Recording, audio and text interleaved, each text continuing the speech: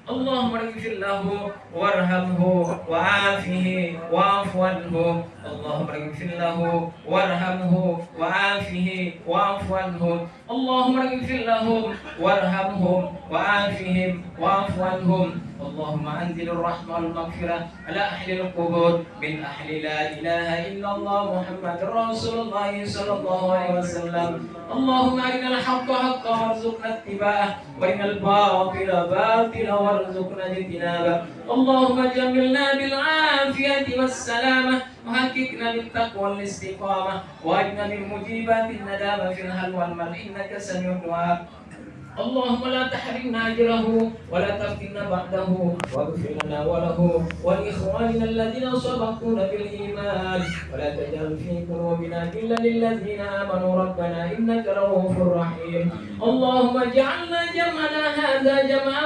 مغفورا وتفرقنا من بعده تفرقا معصوما اللهم اجعل آخر كلامنا من الدنيا والآخرة شهادة أن لا إله إلا الله وأن محمد رسول الله صلى الله عليه وسلم اللهم ختم لنا بالإسلام وختم لنا بالإيمان وختم لنا بحسن الخاتمة اللهم ربنا آتنا في الدنيا حسنة وفي الآخرة حسنة وقنا عذاب النار وصلى الله على سيدنا محمد وعلى آله وصحبه وسلم سبحان ربك رب العزة عما يصفون وسلام على المرسلين والحمد لله رب العالمين. الفاتحة. أعوذ بالله من الشيطان الرجيم. بسم الله الرحمن الرحيم.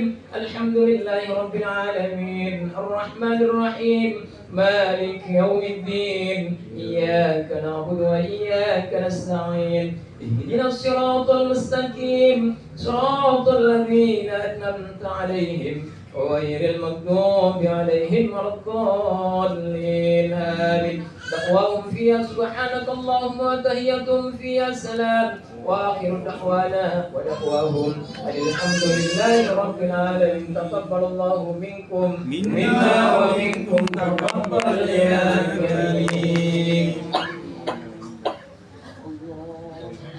Dan takziah yang dirahmati oleh Allah Subhanahu wa taala dan kami hormati. Selaku hamba Allah yang beriman, selalu kita memanjatkan ucapan puji dan syukur kehadirat Allah Subhanahu wa taala atas izinnya pada malam hari ini diberikannya kepada kita sekalian nikmat kesehatan dan keafiatan, nikmat kesempatan, teristimewa nikmat iman dan nikmat Islam, sehingga ringanlah langkah, ikhlaslah hati untuk hadir di rumah kami keluarga dalam rangka berbagi duka, di mana pada malam hari ini merupakan malam yang ketiga pelaksanaan tahlil dan takziah atas berpulangnya ke rahmatullah keluarga kami almarhum Haji Abdul Razak Jero. Salawat dan taslim juga kita sama kirimkan kepada junjungan alam, junjungan kita Nabi besar Muhammad sallallahu alaihi wasallam, kepada keluarga dan para sahabatnya sekalian. Jamaah sekalian yang dirahmati oleh Allah Subhanahu wa taala, baru saja berlalu tadi pembacaan doa tahlil, potongan-potongan ayat suci Al-Qur'anul Karim, tahlil kita, zikir kita, tasbih, tahmid kita, istighfar dan salawat kita tujukan sebagai hadiah dan wasilah kepada almarhum yang kita cintai telah mendahului kita semuanya. Semoga doa yang kita panjatkan tadi insya Allah diterima oleh Allah Subhanahu wa taala. Jemaah sekalian yang dirahmati oleh Allah Subhanahu wa taala, untuk selanjutnya mari di malam yang ketiga pada malam hari ini kita dengarkan bersama tazkirah atau ceramah agama yang dimana pada malam hari ini akan disampaikan oleh Al-Ustaz Dr. Haji Abdullah Nur MTHI. Kepada Bapak dengan hormat disilakan.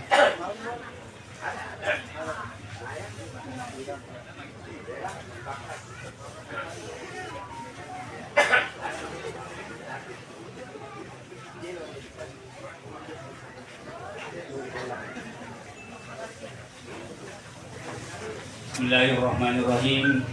Assalamualaikum warahmatullahi wabarakatuh.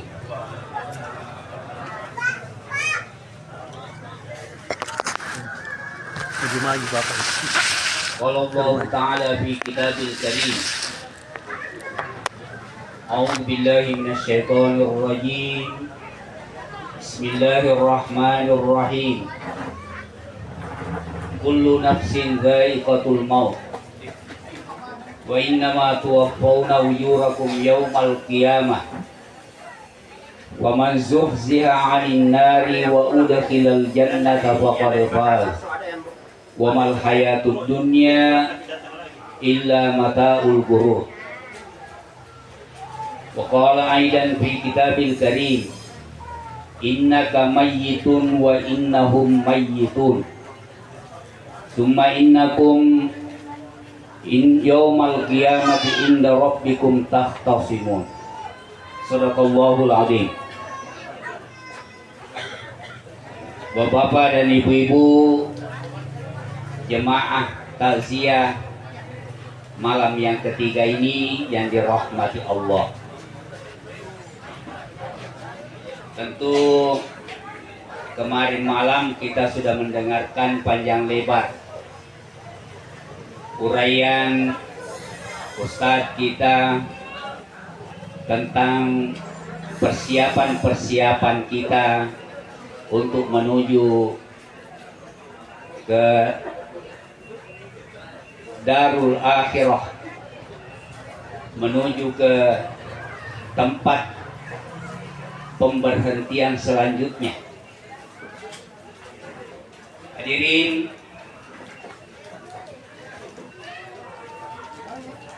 kalau kita membaca Al-Quran, coba-coba membaca artinya. Dalam surah Az-Zumar yang saya bacakan di awal ceramah ini tadi,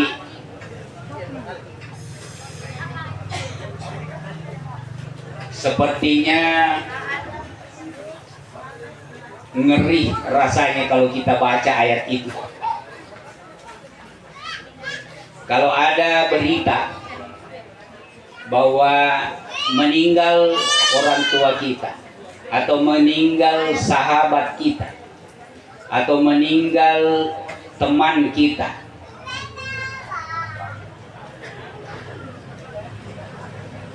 meninggal Bapak Haji Abdul Razak Jero,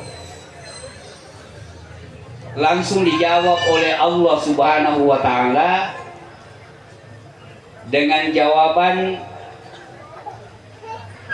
innakum mayyitun wa innaka mayyitun wa innahum mayyitun. Mati para Jero. Maka dia pengelatala ikut tu mati tomatu narapi jalan mau mati toko. Kemudian dihubungkan dengan ayat yang lain, kullu nafsin dha'iqatul maut. Setiap yang pernah hidup pasti mati. Yang tidak pernah mati-mati itu adalah orang yang tidak pernah hidup. Artinya yang membuat orang mati adalah karena ia pernah hidup.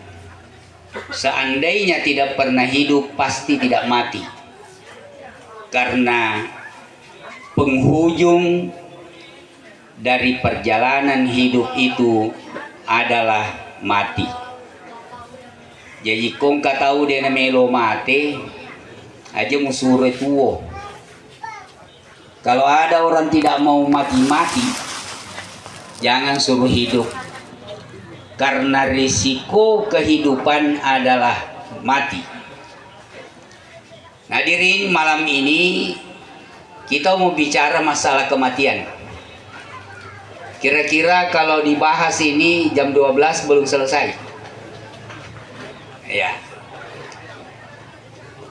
Sebagaimana kita semua sudah sering mendengarkan bahwa kewajiban orang yang hidup terhadap orang yang mati hanya 4. Hanya 4. Selain dari 4 ini, itulah yang menjadi banyak perbedaan pendapat para masyarakat kita, para ulama kita. Apa yang pertama? Kalau ada orang yang meninggal dunia, maka kewajiban kita orang hidup ini memandikan dia. Dimandikan. Mengapa harus dimandikan? Karena tidak bisa lagi mandi sendiri, maka harus dimandikan. Mengapa orang yang mati harus dimandikan? Supaya ia nanti menghadap kepada Allah Subhanahu wa Ta'ala dalam keadaan bersih dari 2 hal atau dari 3 hal. Bersih dari hadas kecil, bersih dari hadas besar, dan bersih dari najis.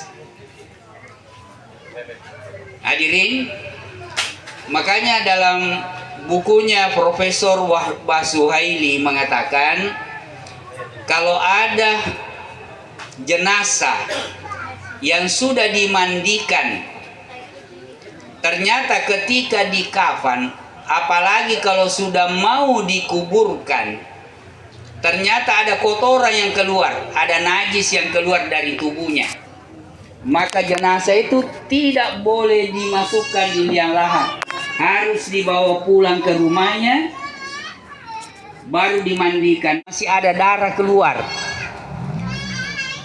maka ulama kita memberikan petunjuk bahwa kalau ada luka yang selalu keluar dari darah dari luka itu, maka itu ketika sudah dimandikan dengan bersih, kemudian boleh diperban atau diplaster supaya tidak keluar darah dari situ ketika nanti dikuburkan.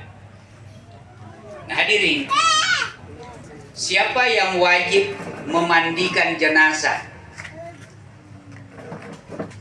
Yang wajib memandikan jenazah adalah orang dekatnya. Siapa orang dekatnya? Mulai dari bapaknya, anaknya, saudaranya. Barulah mungkin ada orang di luar, mungkin sepupunya dan sebagainya. Kalau laki-laki yang meninggal dunia, maka yang wajib memandikan adalah sesama lelaki. Kalau perempuan yang meninggal dunia, maka yang memandikan adalah perempuan. Nah, bagaimana kalau tidak ada perempuan yang memandikan seorang jenazah perempuan? Dicari di mana-mana, tidak ada yang mau memandikan, tidak ada yang tahu. Maka yang berkewajiban memandikan perempuan itu adalah suaminya. Suaminya. Suamilah yang berhak dan punya kewajiban memandikan. Begitu juga sebaliknya. Begitu juga sebaliknya. Kalau ada laki-laki yang meninggal dunia, tidak ada yang bisa memandikan, maka kembali kepada istrinya yang punya kewajiban memandikan. Hadirin, yang biasa menjadi polemik di masyarakat kita, terutama pegawai syariah, kadang-kadang menjadi perdebatan sengit kalau ada perempuan yang keguguran. Ada yang mengatakan mandikan, ada yang mengatakan tidak usah. Ulama kita memberikan petunjuk kepada kita, kalau ada perempuan yang keguguran di bawah 4 bulan kandungannya keluar, maka tidak wajib dimandikan. Di bawah 4 bulan tidak wajib dimandikan. Walaupun ada ulama seperti Ahmad bin Hambal mengatakan mandikan saja. Tetapi tidak wajib, artinya tidak berdosa orang tuanya atau orang sekitarnya kalau dia tidak dimandikan. Cukup dikafankan, baru dikubur di tempat penguburan. Jangan sembarang dikubur di samping rumah dan sebagainya, apalagi dikubur di dekat dapur. Ya. Di atas 5 bulan, di atas 4 bulan ke atas, maka kalau ia keguguran, maka wajib dimandikan. Wajib dimandikan. Wajib dikafankan. Kalau ia keluar dari rahim ibunya dalam keadaan mati, mati dalam kandungan, tidak ada tanda-tanda hidup waktu keluarnya, maka anak bayi ini tidak wajib disolatkan. Ini terutama Pak Imam ini. Kalau ia keluar dari rahim ibunya tidak ada tanda-tanda hidup, apakah ia menangis atau bergerak tangannya atau kakinya, maka tidak wajib disolatkan. Kalau ia ada tanda-tanda hidup, apakah itu hidupnya 10 menit atau 1 jam, yang penting keluar dengan ada tanda-tanda hidupnya, maka wajib disolatkan. Kuncinya, orang yang wajib disolatkan adalah orang yang pernah hidup. Orang yang tidak pernah hidup tidak wajib disolatkan.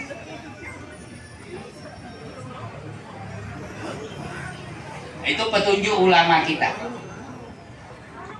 Nah, kemudian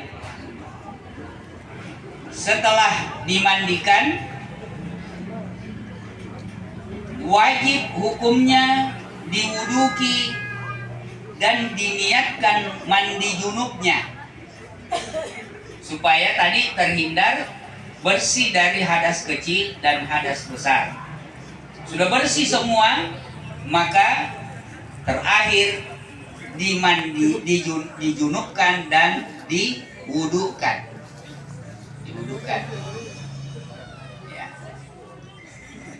Pernah saya memberikan pengajian di daerah Tayupasana, tata cara menyelesaikan jenazah. Saya katakan kesalahan yang paling besar sering dilakukan Pak Imam, setelah jenazah itu dimandikan, sudah dilap dan sebagainya, sebelum ditutup kain kafannya, dipanggil semua istrinya dengan anak-anaknya dan sebagainya, saudaranya, mencium terakhir jenazah. Cium terakhir jenazah. Berarti kalau dicium oleh istrinya, disentuh oleh istrinya, batal wudunya.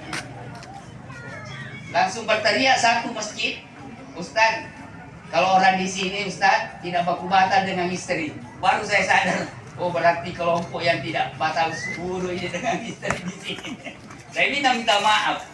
Menurut Imam Syafi'i, bahwa orang yang suami istri itu batal wudu, ya, batal wudu, ya. Baik di masa hidup maupun sesudah meninggal, batal wudu. Jadi jalan keluarnya nanti setelah ditutup kain kafannya, barulah panggil istrinya, mencium terakhir suami di luar kain kafan sebagai penghormatan terakhir kepadanya. Jalan keluarnya. Anak-anaknya silakan, boleh saja. Ya, saudaranya boleh saja, orang tuanya boleh saja. Ya. Hadirin, setelah dikafani, laki-laki wajibnya itu dikafani tiga lapis, sebagaimana Rasulullah SAW waktu meninggal dunia dikafan dengan 3 lapis. Bigairi imamatin, tanpa ada gamis, tanpa ada sorban. Jadi tidak wajib Artinya kalau dibikinkan silakan, tapi itu tidak menjadi dosa kalau tidak dibikinkan. Kalau perempuan itu 5 lapis. Ada rok pendeknya dari lutut sampai di pusarnya, ada rok panjangnya dari bawah dadanya sampai lepas dari ujung kakinya, kemudian ada gamis yang dibikinkan sebagai bajunya yang di atas melewati pertengahan pahanya, kemudian yang di belakang di bawah pantatnya, itu ukurannya. Nah, kemudian dibikinkan kudung, kemudian yang terakhir adalah kain yang menutupi seluruhnya, jadi 5 lapis. Kewajibannya 5 lapis. Kalau laki-laki itu 3 lapis. 3 lapis. Nah, hadirin yang dirahmati Allah, selanjutnya setelah dikafankan, maka jenazah itu disolatkan. Yang sering lagi menjadi perdebatan di masyarakat kita, rata-rata jemaah masyarakat kita di Palu ini, Sulawesi Tengah ini, rata-rata dimakamkan pada saat sholat asar. Sholat asar, ya, jarang sekali sesudah sholat duhur seperti almarhum ini. Diusahakan dikubur sesudah sholat duhur karena ada penyakit dalam perutnya sehingga dikhawatirkan meledak. Itu terutama orang yang kena penyakit liver itu tidak boleh ditahan lama-lama, bisa meledak cepat itu. Nah, meledak perut. Nah, rata-rata jemaah masyarakat kita menyelesaikan sholat jenazahnya itu sesudah sholat, pada saat sholat asar. Ya, kadang-kadang kita temukan jenazah diantar kira-kira 10 menit sebelum orang azan. Sampai di masjid, orang azan. Setelah azan, dia sholat jenazah. Sholat jenazah. Apa alasannya? Didahulukan sholat jenazahnya daripada sholat asarnya. Alasannya tidak ada sholat sesudah sholat asar. Nah, itu pemahaman sepihak itu namanya. Pemahaman sepihak. Memang ada hadis Nabi. La sholata ba'dal asri hatta taghrub asy-syams wala sholata ba'da subhi hatta tatlu asyam. Tidak ada sholat sunnah rawatib sesudah sholat asar. Jadi sholat asar itu tidak ada sunnah ba'diyahnya sampai tenggelam matahari, dan tidak ada sholat ba'diyah setelah sholat subuh sampai terbit matahari. Nah, itu alasannya. Padahal kalau kita mau itikaf, selesai sholat asar, saya mau itikaf di masjid. Saya buang air kecil, keluar dulu berwudu. Keluar buang air kecil, berwudu. Setelah saya masuk, apakah haram hukumnya saya sholat sunnah tahiyatul masjid? Tentu tidak. Padahal sudah sholat asar tadi. Apakah haram hukumnya tidak sah kalau saya sholat wudu 2 rakaat baru itikaf? Tidak. Berarti yang dimaksudkan Nabi tidak ada sholat sunnah sesudah sholat asar adalah sholat rawatib. Sholat rawatib. Yang ada ba'diyahnya adalah duhur, ada ba'diyahnya, maghrib ada ba'diyahnya, isya ada ba'diyahnya, asar ada qabliyahnya, kemudian subuh ada qabliyahnya, tidak ada ba'diyahnya. Maka salahlah pemahaman kalau dia mengatakan tidak boleh mensolatkan jenazah sesudah sholat asar. Padahal sholat jenazah yang pertama bukan sholat sunnah. Sholat jenazah itu fardu kifayah. Ya. Yang kedua dia bukan sholat rawatib. Ya. Dia merupakan sholat mustaqillah, sholat fardu mustaqillah. Ya. Hadirin, oleh karena itu jalan keluarnya supaya kita tidak berpolemik, kalau jenazah diantar ke masjid sebelum kira-kira 2:30, maka langsung sholatkan, baru antar ke kubur. Nanti orang selesai menguburkan jenazah itu baru pulang sholat asar. Tapi kalau sudah azan orang baru jenazah masuk di masjid, maka langsung sholat asar. Selesai sholat asarnya, sholat jenazah, baru antar jenazah ke kubur. Mengapa? Karena tidak boleh jenazah menunggu kalau sudah disolatkan. Itu pandangan ulama kita. Jadi kalau saya ada keluarga meninggal, ada sahabat meninggal, kalau saya hadir, saya tegur itu. Ya, tegur. Tidak boleh kita mendahulukan sholat jenazah dari sholat fardu pada saat sudah mepet waktu sholat fardunya. Ya, mepet sholat fardunya. Di Mekah Madinah, saya 3 kali mengantar jamaah haji, sudah 3 kali pergi umroh. Baru 1 kali saya di Mekah tidak ada jenazah yang disolatkan, dan 1 kali di Madinah tidak ada jenazah yang disolatkan. Setiap waktu dari 5 waktu ini pasti ada orang yang mau disolatkan. Ya, setelah assalamualaikum, langsung mubalaganya itu memberikan isyarat as-sholatu alal mayyiti. Itu artinya 1 jenazah laki-laki yang mau disolatkan. Minta kita jemaah mensolatkan sebagai sedekah yang paling mahal harganya, mensolatkan saudara kita di Masjidil Haram 1:100.000. Kalau dia katakan as-sholatu alal mayyitati, nah itu 1 perempuan. As-sholatu alal amwati, nah itu minimal 3 itu. Banyak itu. Waktu meninggal besannya Pak Arsap Asin tahun 2019 kemarin, itu selesai sholat asar, ya, selesai sholat asar dia disolatkan.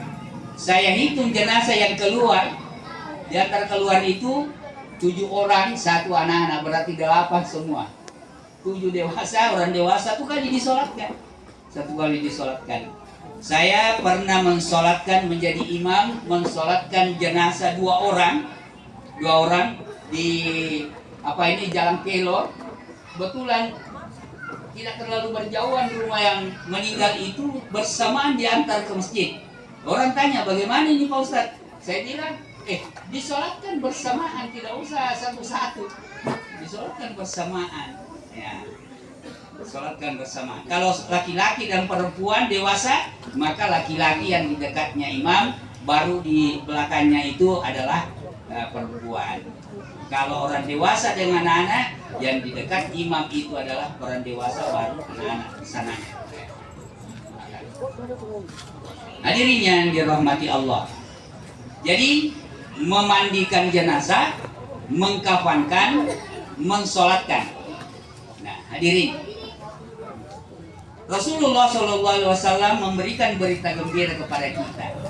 Siapa yang menghadiri penyelesaian jenazah seseorang saudaranya sesama muslim, mulai dia hadir sebelum dimandikan, hadir pada saat disolatkan, dikafankan, disolatkan, bahkan ia mengantarnya ke kubur, maka ia mendapatkan pahala qiratain, sama dengan 2 qirat.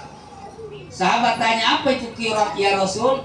Dia bilang Jabalul Uhud, sama besarnya 2 Jabal Uhud, besarnya pahala yang dia dapatkan ketika ia menghadiri mulai dari pemandian, pengkafanan, mensalatkan sampai mengantar ke kubur. Ada orang cuma sampai di masjid saja, selesai mensolatkan pulang. Itu kata Rasulullah SAW hanya dapat 1 qirat, 1 Jabal Uhud pahalanya. Ya. Artinya kalau kita tidak hadir, dimandikan, dikafankan, disolatkan, tidak hadir, bahkan tidak mengantarnya ke kubur, hanya datang untuk bertahlilan, itu artinya kita lepas dari tangan kita pahala yang luar biasa, kata Rasulullah SAW, sebesar Jabal Uhud besar. Hadirin yang dirahmati Allah, mengantar jenazah. Mengantar jenazah, kalau jenazah itu dipikul jalan kaki, tidak boleh kita di depannya, harus di belakang. Baik yang berkendaraan dan sebagainya, jalan kaki dan sebagainya.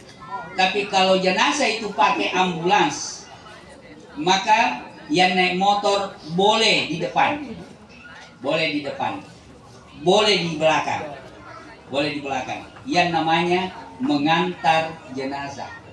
Mengantar, kalau kita di depan bukan mengantar tapi membawa jenazah, ya, membawa jenazah. Nah, hadirin yang dirahmati Allah, kadang-kadang kita ini terlalu arogan. Minta maaf, biasanya orang ada jenazah diantar, tapi karena mungkin orang itu buru-buru, dia meminggir di jalan, tapi karena dia tidak berhenti, biasanya dipukul sama pengantar ini. Itu terlalu arogan sekali. Itu membuat jenazah itu luar biasa azab Allah yang dia terima gara-gara perbuatan kita. Iya. Rasulullah SAW menyampaikan kepada kita bahwa kalau engkau bertemu dengan jenazah, berhentilah sejenak sekedar memberikan salam. Memberikan salam. Semoga Allah Subhanahu wa Ta'ala mengampuni segala dosanya, baru Anda jalan. Ini biasa kalau di kota-kota besar itu, terutama di Makassar, oh luar biasa Pak, luar biasa. Bahkan biasa baku-baku padahal tidak ada hubungannya. Lewat saja, Anda tidak akan dihalangi. Ya, Anda tidak akan dihalangi. Nah, hadirin yang dirahmati Allah, setelah dikubur, ya, setelah dikubur, jenazah itu ketika dimasukkan di liang lahatnya disunnahkan mengambil 3 genggam tanah. 3 genggam tanah. Genggaman pertama itu dibacakan minha khalaqnakum. Wahai bapakku, wahai saudaraku, wahai orang tuaku, wahai mertuaku dan sebagainya. Siapa yang ada di dekat kepalanya, itu dia ciumkan tanah itu dengan membaca minha khalaqnakum. Simpan di dekat, setelah diciumkan, simpan di dekat kepalanya. Ambil lagi segenggam, wa fiha nu'idukum, dari tanah engkau diciptakan, dari di tanah ini juga kau dikembalikan. Wa minha nukhrijukum taratan ukhra, ambil lagi 1 genggam, kemudian ciumkan, baru Anda membaca wa fiha nukhrijukum taratan ukhra, dari ini juga, dari tempat ini juga nanti kau akan dibangkitkan oleh Allah Subhanahu wa Ta'ala. Hadirin yang dirahmati Allah, 4 hal inilah yang wajib bagi kita orang hidup terhadap orang yang sudah meninggal dunia. Malam ini saya mau ajak kita mengetahui tanda-tanda kalau kita ini sudah dekat mati. Nah, ibu-ibu tidak usah takut ya. Tidak usah takut. Ya. Coba kita pegang telinga masing-masing. Jangan telinganya tetangga. Telinga kita masing-masing kita pegang. Kalau telinga kita ini rasanya sudah seperti batu es, dingin, maka memang yang kau suka. Memang yang kau suka. Sudah dekat sekali. Orang yang tinggal berhitung menit akan dicabut rohnya, maka ia akan merasakan sekujur tubuhnya kedinginan, terutama di bagian telinganya itu seperti batu es dingin. Makanya kalau ada keluarga yang sakit keras, kita datang menjenguknya, kita jangan dikasih tahu, ada tetanggaku sama persis bapak ini penyakitnya cuma 2 hari di rumah sakit, mati juga tuh itu nanti. Iya, kita mulai pegang kakinya. Kalau telapak kakinya sudah lembut seperti kain kain sutra, sudah lembut telapak kakinya orang, lembut kayak agar-agar ini, ya kayak ubur-ubur. itu berarti sudah ada tanda-tanda kematian. Dipegang ujung-ujung kakinya sudah dingin, berarti sudah tidak ada roh di situ, sudah lari naik. Pegang lututnya sudah dingin, berarti roh sudah naik ke atas. Pegang perutnya sudah dingin, berarti sudah lari naik.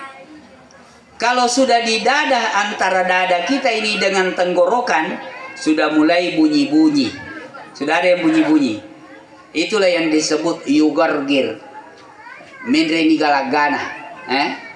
Orang Palu mengatakan galaga, orang Bugis juga mengatakan galaga.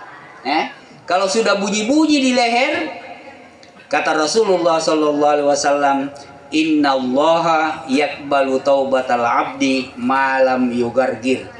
Allah sudah menutup pintu taubatnya pada saat orang yang sakaratul maut itu sudah yugargir, sudah bunyi-bunyi di leher. Sini. Tak tutup di pintu tobat. Artinya, apapun yang pernah kita lakukan, insya Allah sudah harus kita pertanggungjawabkan di hadapan Allah. Sebelumnya itu masih terbuka pintu rahmatnya Allah, pintu tobatnya Allah. Mudah-mudahan orang itu bertaubat dari segala kesalahannya, minta kepada Allah untuk diampuni segala kesalahannya, dosa-dosanya. Mudah-mudahan masih diterima oleh Allah Subhanahu wa Ta'ala, sehingga orang itu lepas rohnya dalam keadaan bersih, bersih dari dosa, insya Allah. Nah, hadirin yang dirahmati Allah, yang sering berbeda kita ini, selain dari 4 tadi ini, tidak ada perbedaan, tidak ada yang beda, semua sama. Memandikan, mengkafankan, mensolatkan, dan menguburkan. Yang sesudah disolatkan, sesudah dikuburkan inilah ada perbedaan-perbedaan pandangan ulama kita memahami hadis-hadis Nabi SAW. Antara lain, ada yang baca talqin dikubur, ada yang tidak. Apa alasannya? Dalilnya sama. 1. Lakinu mautakum bila ilaha illallah. Tuntunglah mautakum. Nah, siapa itu mautakum? Ada yang mengartikan orang yang sudah mati. Berarti masih boleh kita baca talqin di atas kubur bagi orang yang sudah mati.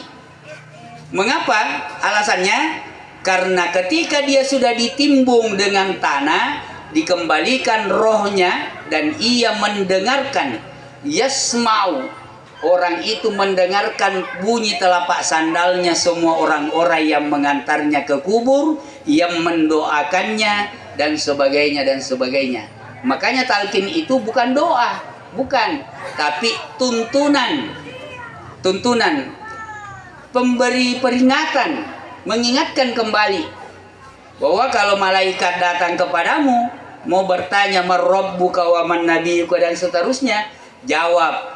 Tetapi alhamdulillah kita ini orang muslim yang rajin sholatnya, insya Allah sholat kita mengatakan, wahai sahabatku, tenang, tidak usah takut. La takhafu wa la tahzanu. Jangan takut, jangan gelisah. Ya. Saya yang akan menjawab semua pertanyaan mungkar nakir. Enggak usah ente, nanti saya. Siapa marabbuka? Sudah dijawab dengan takbir Allahu Akbar. Wa man nabiyuka? Sudah terjawab dengan wa asyhadu anna Muhammadar Rasulullah. Wa ma imamuka? Sudah terjawab dengan membaca surah Al-Fatihah setiap rakaat salat. Wa ma ikhwanuka? Sudah terjawab dengan saudara-saudara kita yang bersama-sama kita berdiri salat. Wa ma qiblatuka? Sudah terjawab karena tidak ada orang yang salat menghadap ke timur. Semua menghadap ke kiblat. Ya. Saya pernah temukan di Mekah ada orang tua putih jenggotnya. Nah, kira-kira umurnya 70 tahun. Bawa sujadah, lewat di depannya Hilton, ya, Ka'bah di dalam. sebelah timur dalam. Nah, dia ambil sujadanya, baru dia sebelum masuk ke masjid, di halaman masjid sebelah barat itu depannya Hilton, depannya Zamzam, dia ambar sujadanya, baru dia balik dirinya menghadap ke barat sholat. Berteriak semua orang, ya akhi, al-Ka'bah hina, al-Ka'bah hina, Ka'bah hina. Apa dia bilang? Sudah putih jenggotku anak sembahyang. Mulai dari usia kecil saya sembahyang sampai hari ini tidak pernah saya sembahyang menghadap ke timur, selalu menghadap ke barat. Padahal Ka'bahnya ada di sana di dalam. Mengapa? Tidak paham, karena tidak paham. Iya, karena tidak paham. Oleh karena itu pemahaman juga ini penting, belajar ini juga penting. Hadirin yang dirahmati Allah. Jadi sudah dijawab. Yang kedua, ada yang baca talqin, yang tidak baca talqin. Apa alasannya? Lakinu mautakum la ilaha illallah, tuntunglah orang yang menjelang kematiannya. Dia terjemahkan mautakun, menjelang kematiannya. Jadi orang yang sakarat itu dituntung supaya kalimat terakhir yang diucapkan la ilaha illallah. Artinya apa? Baik yang baca talqin maupun yang tidak baca talqin, tidak ada masalah. Tidak ada masalah. Bukan juga hal-hal yang jelek yang kita bilang, ya kan? Nah, yang kedua, takziah seperti ini. Ada yang bertahlilan, ada yang tidak. Bid'ah itu macam-macam bid'ah. Mana kira-kira lebih bagus kalau ada keluarga meninggal, selesai begini, kumpul semua, ambil meja masing-masing 4 orang, main domino. Mana lebih bagus? Iya, lebih bagus buat tahlilan. Ayat Al-Quran yang dibaca 1 huruf 10 pahalanya. Siapa yang kita kirimkan? Almarhum. Dan semua yang berhak menerimanya. Iya kan? Apa salahnya? Di mana tak salahnya? Tidak ada. Ayat Al-Quran dibaca, doa dibaca, dan sebagainya.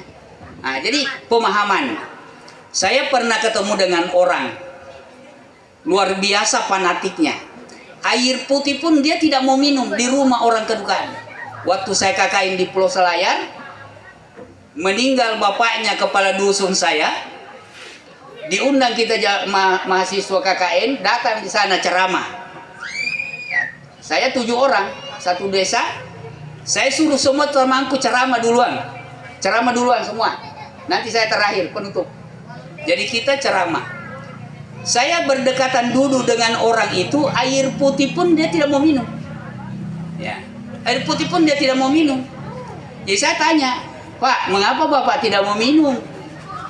Dia bilang, Nabi melarang kita minum di rumah orang kematian. Kita hanya disuruh membawakan kue, membawakan makanan dan sebagainya. Nah, itu saya bilang hadisnya hadis waktu meninggal Sayyidina Ja'far, saudaranya Sayyidina Ali. Ya. Asbabul wurudnya hadis itu, keluarga Ja'far yang meninggal ini Ja'far, orang banyak keluarga, banyak anak, tidak ada harta benda yang ditinggalkan, miskin luar biasa, muhajirin. Hartanya ada di Mekah. Makanya Nabi mengatakan siapa yang ada kelebihan makanan antarkan ke istrinya Ja'far karena dia dalam keadaan berduka supaya dia tidak terbebani dengan kematian suaminya, ditambah lagi tidak ada apa-apanya. Bawakan makanan. Apakah itu bisa jadi dalil? Tidak bisa, Pak. Tidak bisa. Tidak bisa dijadikan dalil bahwa itu haram makan di sini. Kepala dusun mengatakan, Pak, 50 sapi saya mau potong, masih sapinya semua orang tuaku ada di sana di semak-semak. Iya, ibu-ibu di dalam itu supaya, iya. Jangan dulu baca ceramah juga.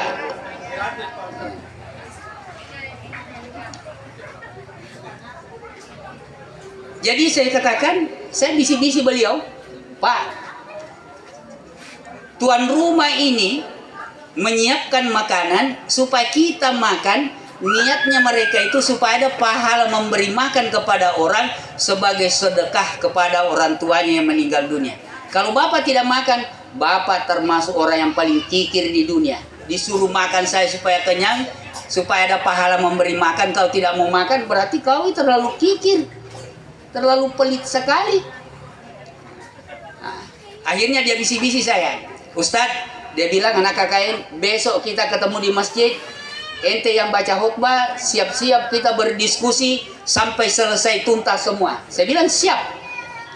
Saya selesai baca khutbah, jam 5 sore baru saya bisa pulang ke rumah, kelaparan di masjid, melayani berdiskusi semua. Ya. Saya bilang kita tidak boleh memahami sepihak baik hadis Nabi SAW maupun ayat-ayat Al-Quran. Karena ada hadis, ada ayat bisa dipahami secara tekstual dan bisa dipahami secara kontekstual. Ya, lihat konteksnya bagaimana. Ya, hadirin yang dirahmati Allah. Oleh karena itu, ada beberapa teman saya, dia bilang bid'ah itu bersanji, haram. Ternyata ia mengatakan begitu karena dia tidak tahu baca.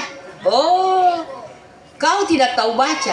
Saya buktikan waktu orang kawin di Kota Pulu, Ustadz Habib Sagab ada di masjid untuk menikahkan orang itu. Kita dosen-dosen diundang ke situ, datang mengajar, diundang kita menghadiri acara pernikahan itu.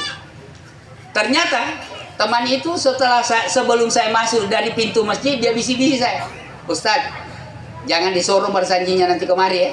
Malu kita karena tidak tahu baca. Oh, kau mengatakan bid'ah itu bersanji karena kau tidak tahu baca. Saya bilang neneknya bersanji pun saya bisa baca. Habib Sagab langsung dia lihat saya di pintu masjid, langsung dipanggil saya. Ustadz Abdullah Nur di sini di samping saya. Saya di sini Habib. Jangan, saya ini paling takut duduk berdampingan dengan ulama. Tidak di sini di dekatku. Setelah dia baca bersanjinya orang Al-Khairat. Alhamdulillahilladzi qad aujada. Dia sorong sama saya gosok. Dalam hatiku, ini juga bersanjinya orang di kampung saya di Pompanua, daerah Bone. Mengapa harus takut? Ya, artinya hal-hal yang baik janganlah kita menganggapnya sesuatu yang bid'ah dan sebagainya. Daripada kita melakukan sesuatu yang tidak baik, bahkan mendatangkan dosa, bisa-bisa terbebani kepada almarhum orang yang kita datang bertakziah kepadanya, menyampaikan doa dan sebagainya, itu adalah hal-hal yang sangat baik. Hadirin yang dirahmati Allah, masih banyak hal-hal yang bertentangan dengan syariat agama kita. Contohnya, ada orang meninggal, dipotong ayam di depan pintu, katanya ditukar nyawanya dengan ayam. Dari mana ditukar ayam? Ayam juga akhirnya mati juga. Bahkan kambing, bahkan sapi biasa dipotong pada saat jenazah itu diantar. Ya. Ada tradisi sering dilakukan kalau ada jenazah, sebelum diangkat naik di ambulans, diangkat dulu 3 kali. Diangkat, kasih turun lagi, diangkat, turun lagi, diangkat, kasih turun lagi 3 kali. Ya. Padahal ini ada asbabul wurudnya. Ada asbabul wurudnya. Ada orang meninggal dunia, sudah diangkat jenazahnya mau dikasih naik di ambulans, datang orang lari, cepat lari, jangan dulu diangkat naik ke ambulans. Ada utang piutang saya dengan almarhum, sekarang bayar dulu. Diselesaikan oleh keluarga. Mau diangkat lagi, data lagi 1 orang. Mau diangkat lagi, data lagi 1 orang. 3 kali begitu. Baru ditunggu tidak ada lagi, barulah diangkat naik di ambulans. Artinya ada asbabul wurudnya ini barang. Jadi bukan sekedar diangkat 3 kali, tapi dengan adanya mayit ini, keluarga sudah menyampaikan dalam acara pelepasan, kalau ada sangkut paut dengan almarhum, berupa utang piutang dan sebagainya, tolong disampaikan kepada keluarga. Itulah pengganti dari diangkat 3 kali tadi. Nah, artinya boleh diangkat 3 kali, boleh juga langsung saja masuk naik ke ambulans. Mengapa? Karena sudah disampaikan melalui pembesar suara, diketahui oleh semua kehadirin dan sebagainya. Hadirin yang dirahmati Allah, inilah barangkali yang sempat saya sampaikan pada kesempatan ini. Mudah-mudahan kita semua ini mempersiapkan diri, karena kullu nafsin dha'iqatul maut. Semua yang pernah hidup pasti akan merasakan kematian. Jadi mati itu sebenarnya ada rasanya. Yang disebut rasa bisa saja manis, bisa saja kecut, bisa saja tawar, yang namanya rasa. Ya, bisa saja susah, bisa juga enak dan sebagainya. Ya.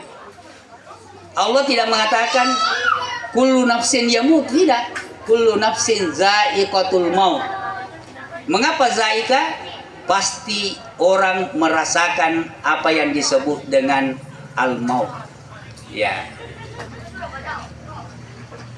Orang yang paling sakit, merasakan dicabut rohnya adalah orang yang meninggal tiba-tiba. Apakah ditabrak mobil langsung mati di tempat, tabrakan dan sebagainya, atau tiba-tiba jantung mati. Maka itulah orang yang paling sakit, merasakan sakaratul maut, dicabut rohnya, karena dicabut langsung.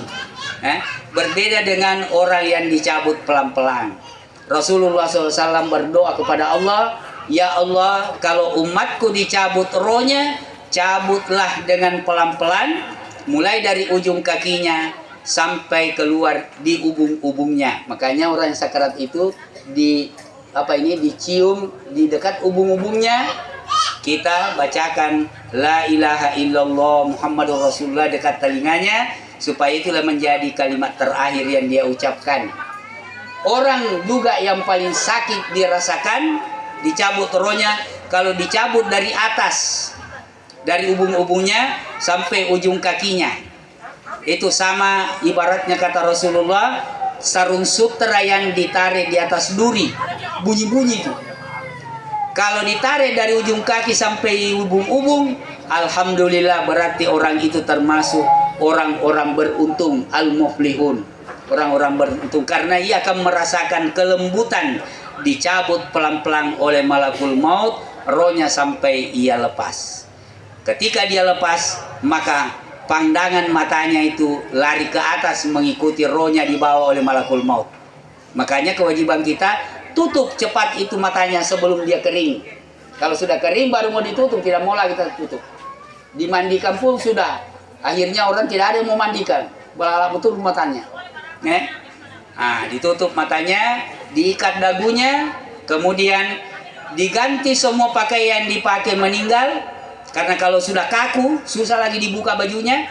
Buka memang cepat, baru ganti dengan pakaian kain panjang, sarung atau apa. Kemudian robah posisi tidurnya. Kalau ruangan masih memungkinkan, kepalanya sebelah timur, kakinya sebelah barat.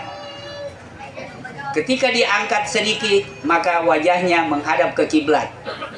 Kalau sempit ruangan, boleh kepalanya sebelah utara, kakinya sebelah selatan. Karena kalau dia dikasih miring, maka wajahnya menghadap ke kiblat. Itu petunjuk-petunjuk ulama kita kalau ada keluarga yang meninggal dunia. Oleh karena itu, ada pesan saya kepada sahabat-sahabat saya. Kalau bikin rumah, bikin kamar mandi yang bisa ditempati mandi terakhir. Kalau kamar kita 3x3, maka sebaiknya kamar mandi kita juga 3x3. Ketika kita meninggal, mandi terakhir di kamar mandi itu, longgar orang memandikan kita. Jangan cuma 1x1 kamar mandinya, akhirnya susah dikasih mandi. Akhirnya dibobol dulu itu dinding, baru bisa kita dimandikan. Bikin rumah, bikin kamar mandi dengan niat, mudah-mudahan saya mandi terakhir nanti di kamar mandi saya, insya Allah. Inilah barangkali yang sempat saya sampaikan pada kesempatan ini. Mudah-mudahan almarhum orang tua kita, karena mertua saya ini sepupu satu kali dengan mertua saya, almarhum ini diterima segala amal kebaikannya. Orang ini adalah orang paling sabar, orang yang lebih banyak diamnya daripada ngomongnya, banyak diamnya daripada ngomongnya. Semoga segala amal kebaikannya dilipat gandakan pahalanya oleh Allah Subhanahu wa Ta'ala. Kemudian kepada keluarga, adik-adikku semua yang ditinggalkan, itu mudah-mudahan jangan memutuskan silaturahim dengan semua sahabat-sahabatnya Bapak. Kewajiban anak selalu menyambung silaturahim, memperbaiki silaturahim dengan seluruh orang-orang yang pernah bersahabat dengan orang tua kita. Itu kewajiban kita seorang anak. Dan mudah-mudahan dalam perjalanannya menuju pada Allah Subhanahu wa taala, insya Allah senantiasa mendapatkan rahmat dan mendapatkan kemudahan-kemudahan di dalam kuburnya. Allahumma anzilir rahmah wal maghfirah li jami'i ahlil kubur min ahli la ilaha illallah. Ya Allah, berikan rahmat, berikan nikmat kepada semua penghuni kubur yang mukmin, yang muslim, supaya ia dalam rangka penantian menunggu perjalanan selanjutnya senantiasa mendapatkan rahmat dari Allah Subhanahu wa taala. Demikian lebih kurangnya mohon maaf. Wassalamualaikum warahmatullahi wabarakatuh.